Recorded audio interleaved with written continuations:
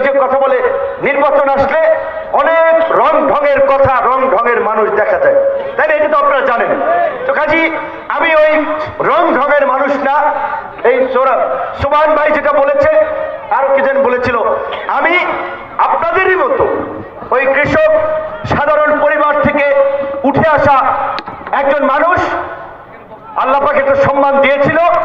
28 বছর পরে দ্বিতীয় পার্লামেন্ট খ্যাত ওই ডাকসুর ভিপি নির্বাচিত হয়েছিলাম। ইমানি দায়িত্ব মনে করে, নৈতিক দায়িত্ব মনে করে বিক্রি হয়ে যায় নাই। মানুষের জন্য কাজ করেছি, মানুষের পক্ষে কথা বলেছি।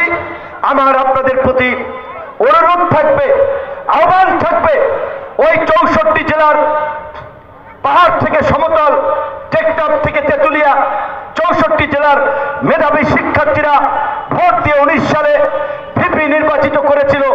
আপনারা অন্তত এলাকার মানুষ হিসেবে আমার প্রতি সেই সম্মানটা দেখাবেন। আমি আপনাদের সুখে দুঃখে পাশে থাকতে চাই, আপনাদের সহযোগিতা চাই, আপনাদের কাছের মানুষ হয়ে আপনাদের জন্য কিছু করতে চাই। সেই জন্যই ঢাকা সহ সারা বাংলাদেশে নির্বাচন করার সুযোগ থাকলেও আমি ছুটে এসেছি আমার আত্মীয় স্বজন, আমার পাড়া প্রতিবেশীর এই জনপদ গলাচিপা 10 মিনিট। আমি কোন নেতার ভরসায়, কোন দলের ভরসায় নয়। আমি ওই লুঙ্গি পরা, গামছা মাথায় বান্ধা, কাঁচা দেওয়া ওই সাধারণ মানুষের ভরসায়, ভালোবাসার টানে এখানে ছুটে এসেছি। আমার বিশ্বাস আপনারা আমার পাশে থাকবেন এবং ইনশাআল্লাহ আপনাদেরকে নিয়েই এই জনপদকে আমরা পাল্টে দেব। এই জনপদকে বাংলাদেশের মানুষের কাছে একটি রোল মডেলে পরিণত করব। সবাই সুস্থ থাকবেন, ভালো থাকবেন। মানুষের দোয়ায় ভাগ্যের পরিবর্তন হয়, আয়ু বাড়ে।